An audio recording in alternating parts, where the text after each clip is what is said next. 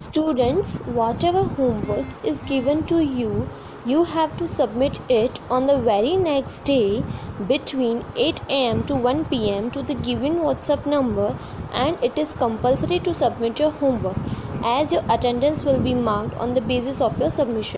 Hello students, today we will discuss exercises of chapter number 6, Force, Work and Energy. So let's start.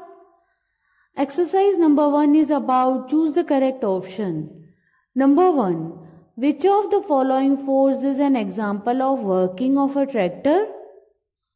Means चलता हुआ tractor कौन से force का example है? Options are A frictional, B gravitational, C mechanical, D muscular. C mechanical is the right answer. So here we will take the answer C mechanical. Number 2. Which of these forces is an example of falling of leaves from trees? Means trees में से गिरते हुए पत्ते जब नीचे आते हैं वो कौन से फोर्स का एग्जाम्पल है? Options are A frictional, B gravitational, C mechanical, D muscular. बच्चों B gravitational is the right answer. ये गुरुत्वाकर्षण फोर्स है. इसमें पृथ्वी हर एक चीज को अपने ग्रेविटेशनल फोर्स की वजह से खींचती है. तो यहाँ पे answer is B gravitational. Number 3. Which of these simple machines is an example of knife? Means नीचे simple machines दी हुई है. Knife कौन सी simple machine का example है? Options are A. lever, B. wedge, C.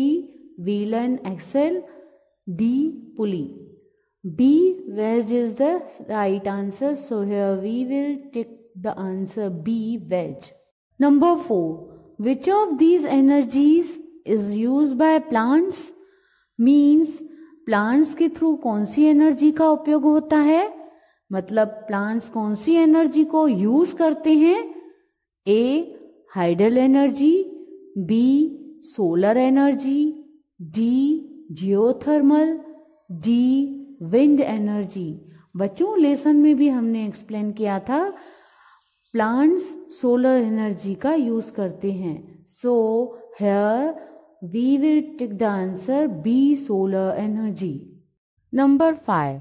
Which of these simple machines is an example of a flagpole? Flagpole में कौन सी simple machine use होती है? A lever, B wedge, C wheel and axle, D pulley. Yes pulley use होती है. हमने lesson में भी एक्सप्लेन किया था ना फ्लैगपोल में पुली यूज होती है. Now next exercise is about answer the following in one word. Number 1. What is push and pull to make something move? Means किसी भी चीज को मूव करने के लिए धक्का देना या खींचना, ये क्या है? यस ये एक फोर्स है जो किसी भी चीज को अगर हिलाना हो तो लगाना पड़ता है. So here answer is force. Number 2. Energy derived from the sun. Means sun में से जो एनर्जी मिलती है उसको क्या बोलते हैं? Yes solar energy. So here we will write the answer solar energy. Number 3. Energy obtained from deep within the earth. Means पृथ्वी की गहराई से, मतलब पृथ्वी की जो सतह है उसके नीचे से बहुत अंदर अंदर से जो एनर्जी मिलती है उसको क्या बोलते हैं? Yes geothermal energy. So here we will write geothermal energy. Number 4.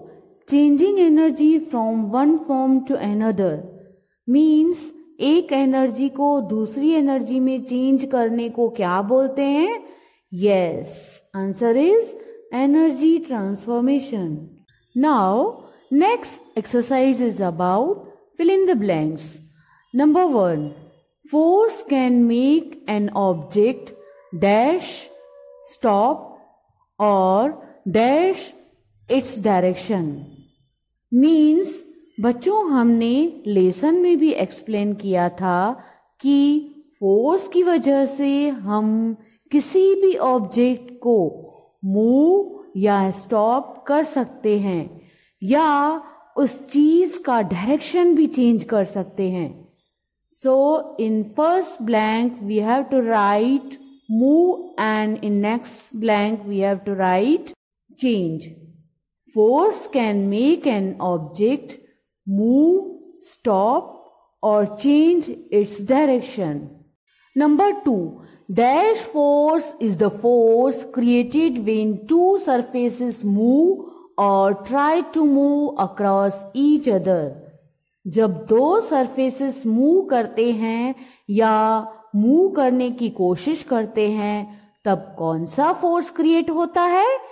Yes, frictional force. Frictional force is the force created when two surfaces move or try to move across each other. Number 3. Any object that makes our work easy is called a dash. किसी भी object को use करके अगर हमारा काम easy हो जाए तो उसको क्या बोलते हैं? Yes, simple machine बोलते हैं. Any object that makes our work easy is called a simple machine. Number 4. No work is done if there is no dash. बच्चों अगर कोई भी काम नहीं हुआ तो समझना कोई भी मूवमेंट भी नहीं हुई होगी. मतलब कोई मूवमेंट नहीं हुई हो तो कोई काम भी नहीं हुआ, ऐसा समझना. No work is done if there is no movement. Number 5. Dash is required to apply force to do work. बच्चों हमने जब लेसन एक्सप्लेन किया था तब बताया था कि काम करने के लिए हमें फोर्स की जरूरत पड़ती है. फोर्स के लिए किसकी जरूरत पड़ती है? यस, एनर्जी की. अगर हमारे शरीर में एनर्जी नहीं होगी तो हम किसी भी चीज को फोर्स नहीं दे पाएंगे. So energy is required to apply force to do work. Now fourth exercise is about write short answers. Number 1. Define force with example.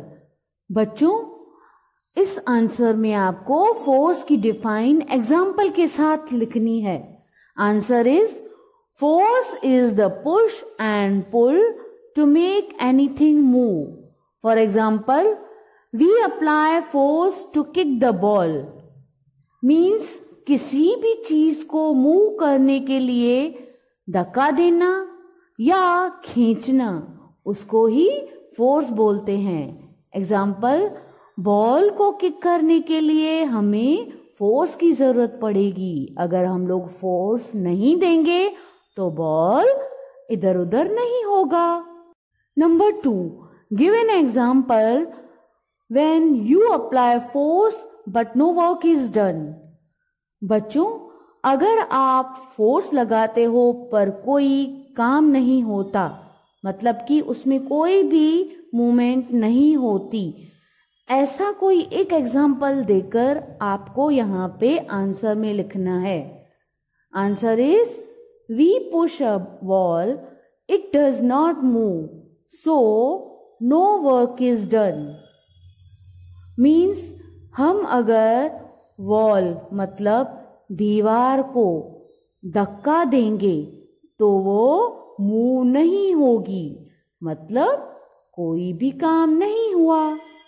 Number 3. What is lever? Lever क्या है? Answer is a lever is a simple machine which is used to open lids, lift weights and cut things. Lever एक simple machine है जिसका उपयोग ढक्कन खोलने में, वजन उठाने में और चीजों को काटने में होता है। Number 4, what is geothermal energy? Geothermal energy क्या है? Answer is heat energy obtained from deep inside the earth is called geothermal energy. पृथ्वी के भीतर से जो गर्म एनर्जी मिलती है उसको ही जियोथर्मल एनर्जी बोलते हैं। Number 5, define transformation of energy. बच्चों यहाँ पे आपको एनर्जी ट्रांसफॉर्मेशन की डिफाइन लिखनी है। Answer is the process of changing energy from one form to another is called energy transformation. Means एक एनर्जी के रूप को दूसरे रूप में चेंज किया जाए उसको ही एनर्जी ट्रांसफॉर्मेशन बोलते हैं। Now 5th exercise is about answer the following questions. Number 1, what is muscular energy? Explain with suitable examples. बच्चों मस्कुलर एनर्जी क्या है? सुटेबल एग्जाम्पल देकर आपको यहाँ पे एक्सप्लेन करना है। Answer is when we apply force by using the muscles of the body, it is called muscular force. For example, a weightlifter uses the muscles of his arms to lift heavy weights. Means किसी चीज को force देने के लिए body में आए हुए muscles का उपयोग करें तो उसको ही मस्कुलर फोर्स बोलते हैं। जैसे कि एक वेट उठाने वाला हैवी वेट उठाने के लिए अपनी बॉडी में आए हुए आर्म्स में जो मसल्स होते हैं उनका उपयोग करके वो वेट उठाता है।